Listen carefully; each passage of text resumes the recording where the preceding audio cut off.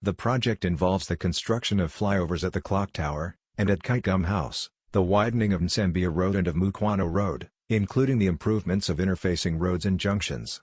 The project stretches over an estimated 3.5 kilometers. Hey, welcome again to Decent TNC. If it is your first time, do subscribe, like and share this video. Uganda on its way to the middle-income country. President Museveni has said that Uganda has overstepped its bounds by raising the income of the people so that the country is no longer considered one of the poorest in the world. He made the remarks in a statement to the people of his country.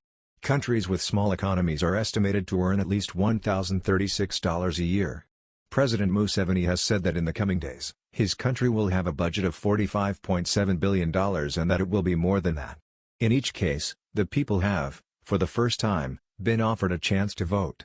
Keep in mind that for a country with a small economy, it is $1,036.